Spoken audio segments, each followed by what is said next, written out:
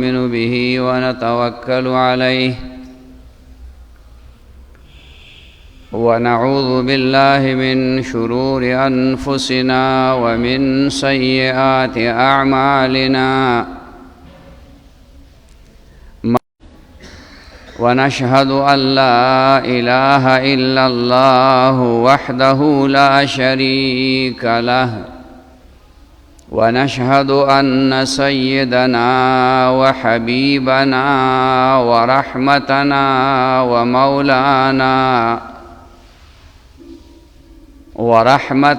ومولانا محمدا عبده ورسوله أرسله الله إلى كافة للناس بشيرا ونذيرا وداعيا إليه بإذنه وسراجا منيرا أما بعد فأعوذ بالله من الشيطان الرجيم بسم الله الرحمن الرحيم ما أرسلناك إلا رحمة للعالمين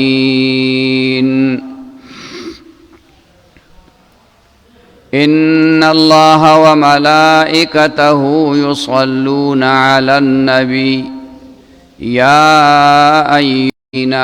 آمنوا صلوا عليه وسلموا تسليما اللهم صل على سيدنا محمد وآله وعترته بعدد كل معلوم لك اللهم صل على سيدنا محمد وآله وعترته بعدد كل معلوم لك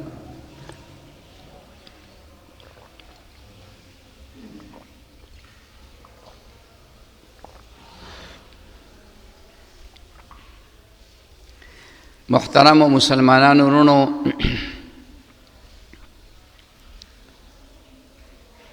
مخکې جمعه کې ما ستاسو خدمت کې عرض کړی چې چونکې دا میاشت د ربیع الاول ده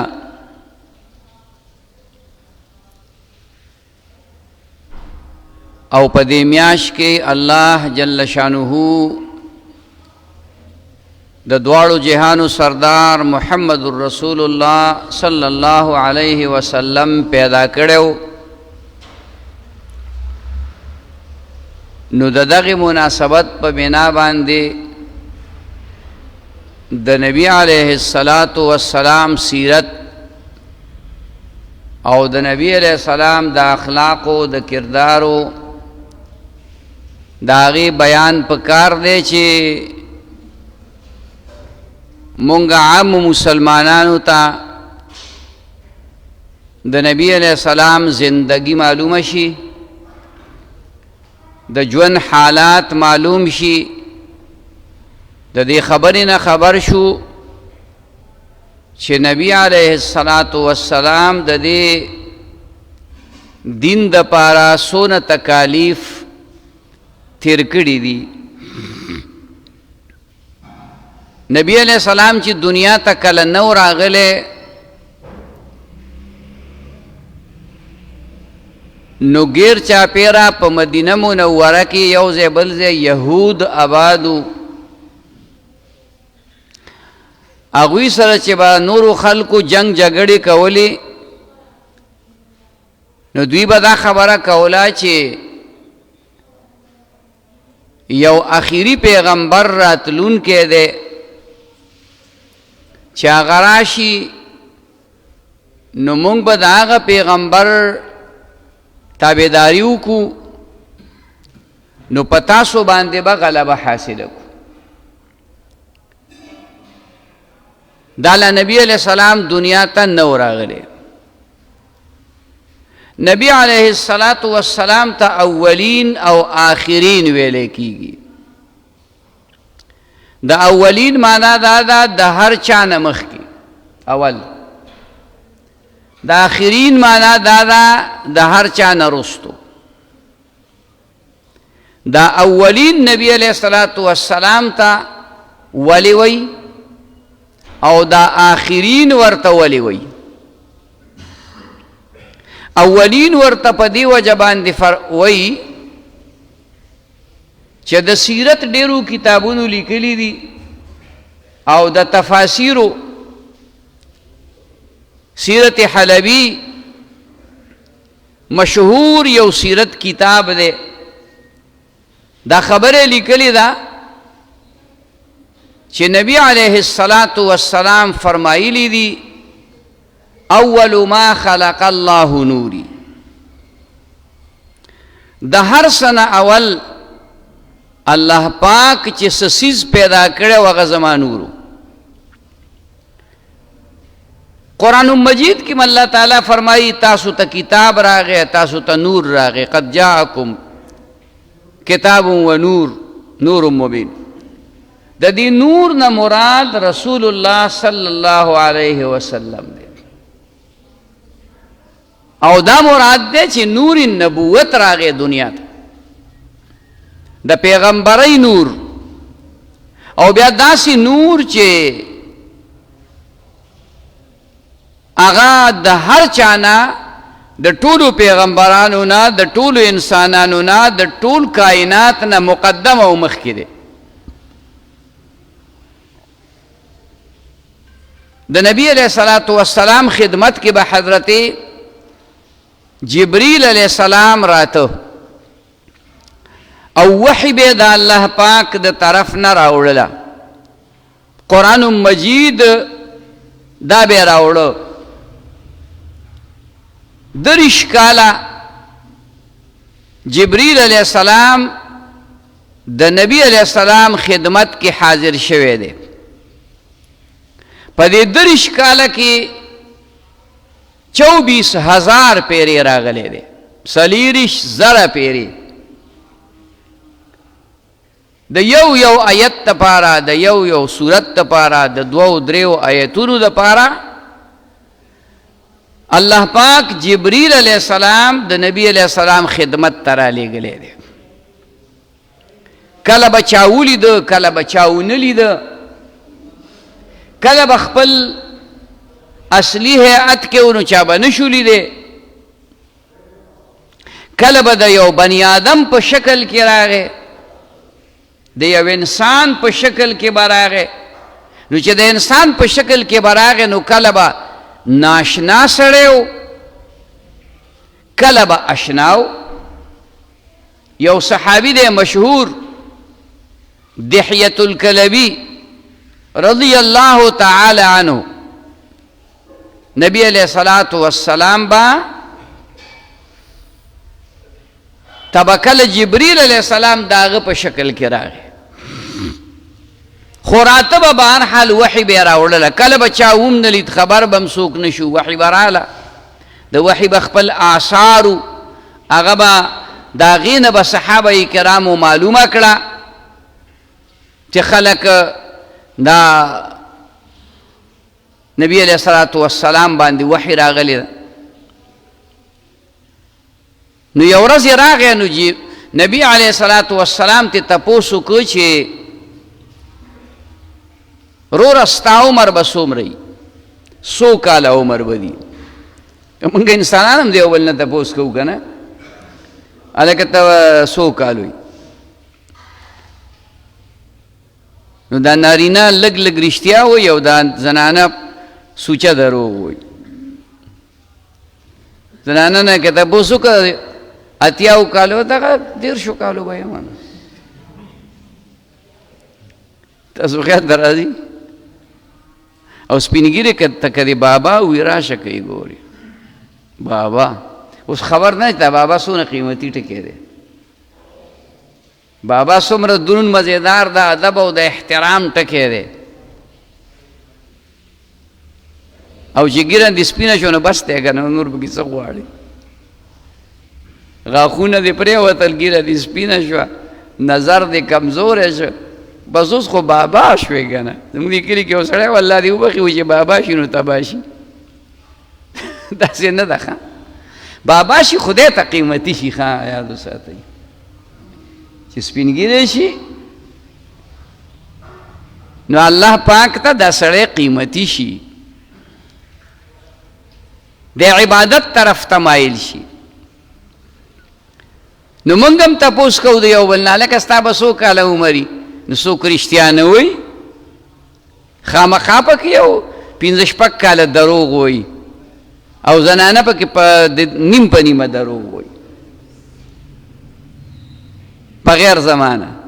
دا بغیر زمانه مې ځکه چې زه پکې سوچه رښتیا وایم. هلکه بس بوډا شوې که نور پکې څه لټول کې. زه ته د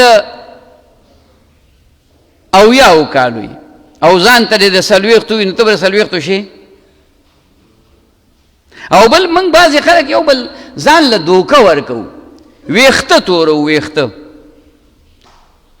دام ځان له دوکه ورکولي. زموږ یو ملګری و، هغه به د سر ویښته هم تورول او د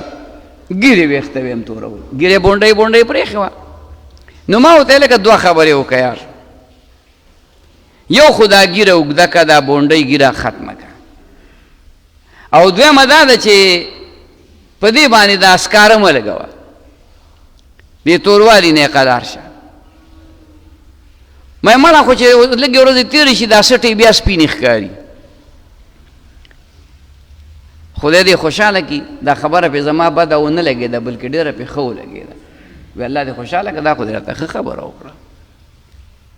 بس ګیرې هم لږه اوږده کړه، نو اوږده کړې خو ډېره نه ده، خیر خو بهرحال بیا خو پرې هغه توروالي نه قلار چې مړه وې د لوی لانجې نه خلاص شوم. سړی په 2-3 برش راغستی و، دا په ګیره پورې مه کوه، په ویښتو پورې مه کوه. نو ما څه طاقت کې د کمی راغی که څه چلو شو، ویس ټیک ټاک یم. نو دا ځان له دوکه ورکول دي، ځان له دوکه ورکول نه دي پکار ښه. نو نبی علیہ الصلوۃ والسلام د حضرت جبریل نه تپوس وکړو، وی چې ستا عمر څو کاله دی؟ وی چې یاره ما ته خو پته نشته د ما د عمر، خو په دې افق باندې د اسمان په کنارو باندې ما به یو ستوری لیده او 1000 کاله به هغه ښکارېده، ولاړ به پړقېده به، بیا به غیب شو، بیا به نه و. نو وی بیا به راښکاره شو، او وی دا ما په خپل ژوند کې 72,000 پیرې لیدلی دی. 72,000. نو که دا ښکاره پټېدلي تینا لرکې او صرف دا ښکاره کول چې ښکاري 70,000 کاله، نو دې په 72,000 کې ضرب ورکړه نو 100 کروړه کاله به دي. او که دا پټم 70,000 کاله او ښکارم 70,000 کاله، نو 1,40,000 شو. اوس له 72,000 کې ضرب ورکړه. خو د حدیث کې الفاظ داسې راغلي چې ما دا 72,000 پیرې لیدلی دی، چې دا 70,000 کاله به ولاړو، نو دا مې 72,000 ځله لیدلی دی. نو هغه ورته ووي تا ته علم دی چې دا ستوری سو؟ وی نه. وی زما دی په هغه ذات قسم د چا په اختیار کې چې زما روح دی، دا زما نورو. اول ما خلق الله نوری. الله پاک چې په دې کائنات کې څومره څه پیدا کړي دي، د دې ټولو نه الله مخکې د رسول الله صلی الله علیه وسلم د نبوت نور پیدا کړی دی. بیا حدیث مبارک کې راغلی دی چې دا هوا دا غي نرستو بیا الله تعالی اسمانونه پیدا کړي او ځمکې پیدا کړي دي او غرونه دي او ځنګلونه دي او دریابونه دي او وچې دي. دا کائنات چې کوم منګه وینو یا نه وینو، دا اسمانونه وغیرہ او دا ځمکې ځنګلونه 6 ورځې کې الله پیدا کړي، او یو ورځ هغه د قیامت د ورځې برابر ده 1000 کاله. یوه ورځ 1000 کاله د دنیا 1000 کاله ځکه د قیامت یوه ورځ به د دنیا په کلونو باندې 1000 کاله وي. الله اکبر. الله پاک دا په یوه لمحه یو سیکنډ کې امدار سے پیدا کولی شو، خو مونږ ته پکې تعلیم را کړی دی، بندگانو ته دا تعلیم ورکړی چې هر کار کې نو په تدریج او په قلار او په سوچ او په سمجھ کوه. بے سوچ او بے سمجھا م خبره کوه م کار کوه. پہلے تولو پھر بولو. اول خبره وتله ځان په حقیقت پوی که د هغې نه بعد خبره وکړه. زموږ دا ټول کارونه وران دي. د هغې وجه دا ده چې مونږ سوچ او فکر په خبره باندې نه کوو، نه په خبره فکر کوو سوچ کوو، نه چې کوم دی په یو عمل یو کار کوو په هغې باندې سوچ کوو. نو له هغې نه وروستو بیا موږ مصیبتونو کې مبتلا شو. قرآن شریف کې الله یو عجیبه اعلان کړی دی، ان جاءکم فاسق بنبأ فتبینوا. تاسو ته یو سړی راغی او یوه خبره یې درته وکړه، نو فتبینوا تحقیق یې وکړئ، معلومات وکړئ چې دا خبره داسې ده که نه ده. اسې د دړۍ غرګینه غرنګ به وباسه، اسې چې کوم دی خپله خوله مه پلیتوه، اسې ځان په دروغو کې مه راوله. تا ته یو سړي ووي، زه دا مثال بار بار پیش کوم، یو سړي ته ووي چې هلکه سپي درنه غوږ وتښتو، نو ته په سپي پسې به منډې وې که اول به غوږ ګورې، اول به غوږ ګورې چې رښتیا وتښتو. نو موږ هغه یو، موږ په سپي پسې منډې منډې منډې، وروستو چې راته پته ولګه دا ما څه کوله، دا مې څه ګډې وړې کار. سپي خو رانه غوږ نه یته، خدای غوږ خو راپسې نښتی دی. نو هر کار کې تدریج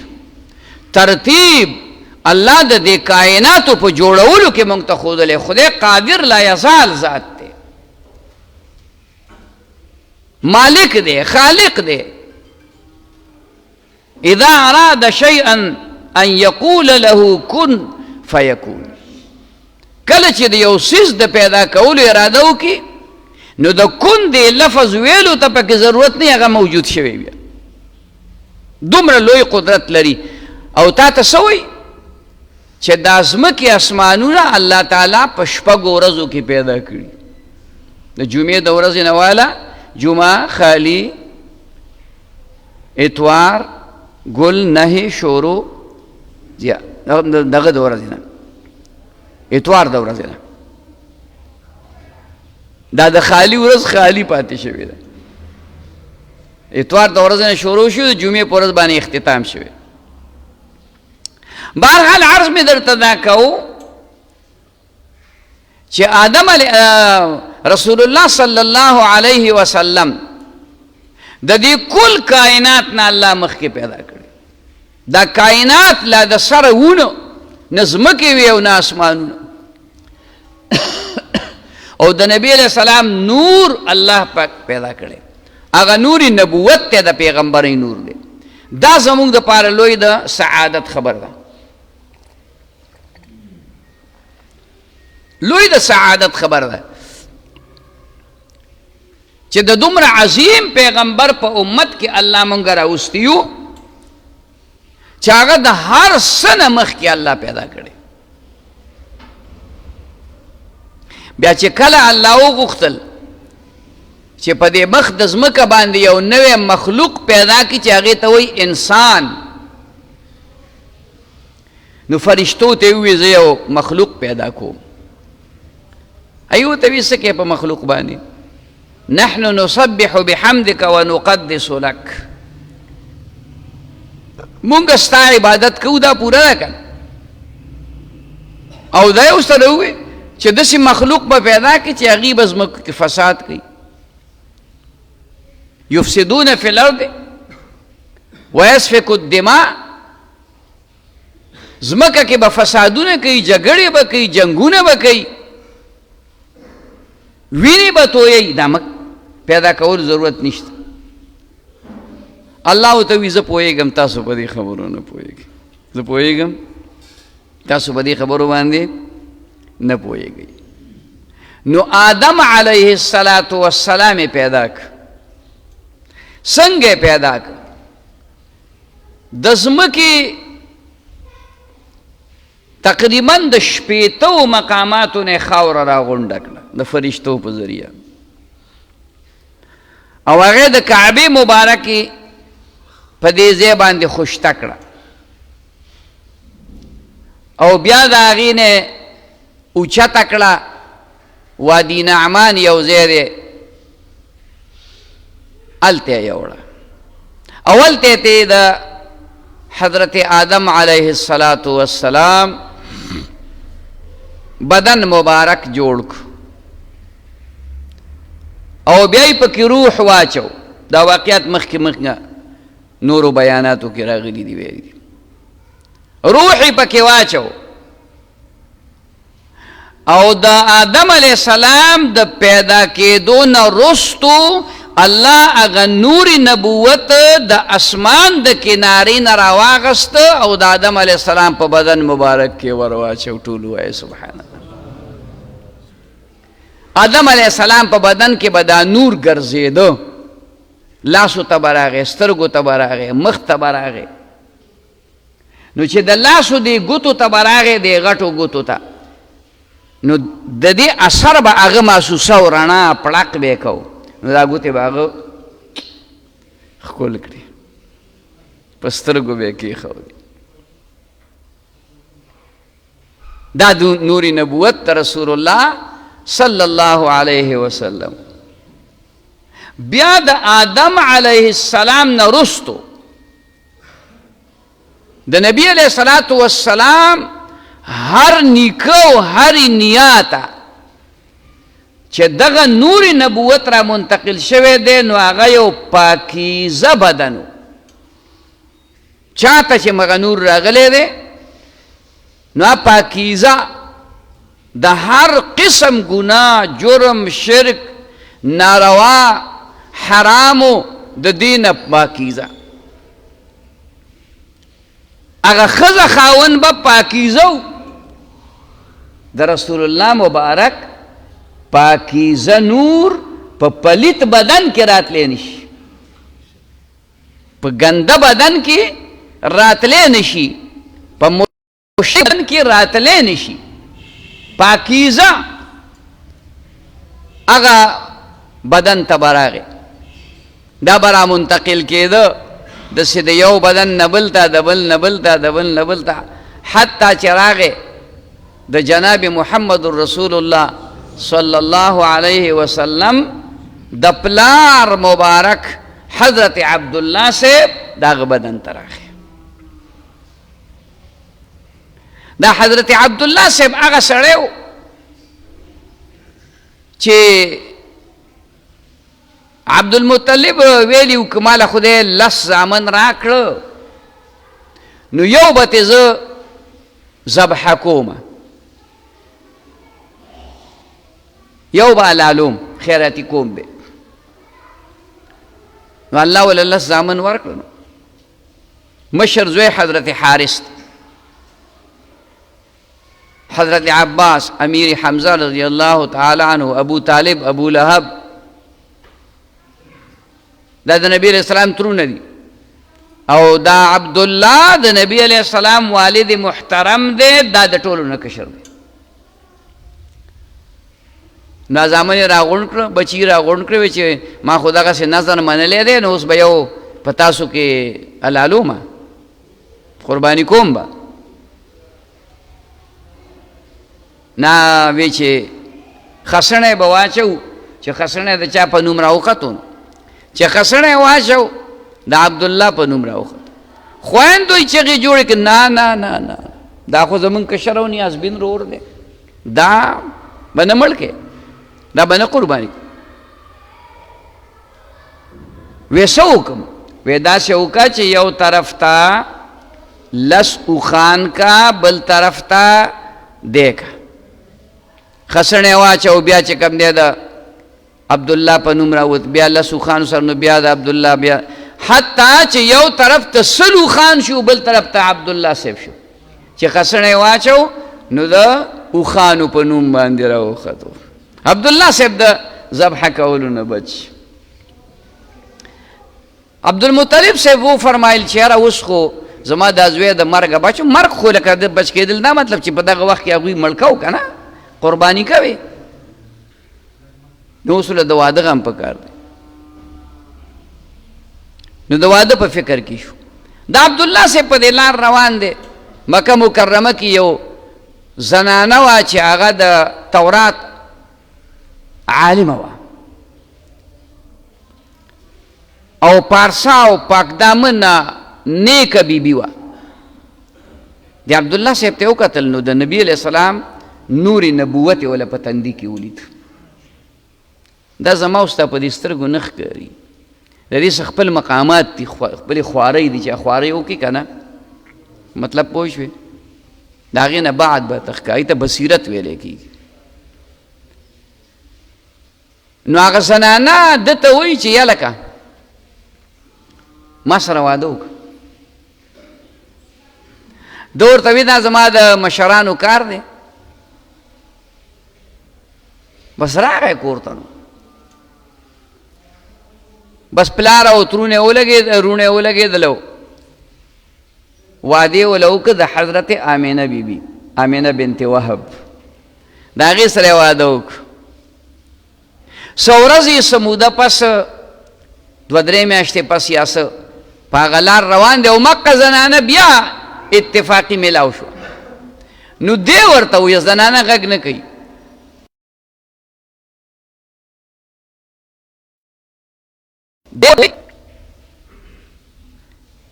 چې فلانی تا ما ته ویلي د واده متعلق چې ما سره واده وکړه څه دې خیال دی وی اوس نه وی ولې وی عبدالله زه یو پاکدامنه بیبي ما ته چا په غلط نظر کتلی نه دي نه مې پردي نارینه ته په غلط نظر کتلی دي تا ته چې ما وی چې زما سره واده وکړه نو ځکه مې وی چې ستا په تندي کې نوري نبوت ځلېده هغه لاړ اوس ستا په بدن کې نشته د دې نه معلومیږي دا چې تا واده کړی دی وی او ما واده کړی دی وی بس دا ستا د بیبي خېټې مبارکې ته تللی د حضرت آمینې بیبي خېټې ته تللی دی دا ټول پاک خلق دا زمونږ د رسول الله مبارک د سیرت یو جلک دی انشاءالله په دې ترتیب باندې به که خیری خبره کوو خدا چې موږ کمې خبرې اورو چې دا عمل کې راولو دا بعضې خبرې خو موږ عمل کې نشو راوستی نوري نبوت موږ په اختیار کې نه دی خو د دغې نوري نبوت اتباع خو زموږ په اختیار کې ده که نه انشاءالله په دې باندې به خبر جاري که زندگی وا نو تقریبا دا ربیع الاول ربیع الثانی جمادی اول جمادی الثانی څلورو میاشتو پورې کم از کم په سیرت باندې به انشاءالله خبره کوو الله دې موږ ته عمل نصیب کړي واخر دعوانا ان الحمد لله رب العالمين ربنا آتنا في الدنيا حسنة وفي الآخرة حسنة وقنا عذاب النار ربنا لا تؤاخذنا إن نسينا واخطأنا ربنا ولا تحمل علينا إصرا كما حملته على الذين من قبلنا ربنا ولا تحملنا ما لا طاقة لنا به واعف عنا واغفر لنا وارحمنا أنت مولانا فانصرنا على القوم الكافرين وصلى الله تعالى على خير خلقه محمد وعلى آله وأصحابه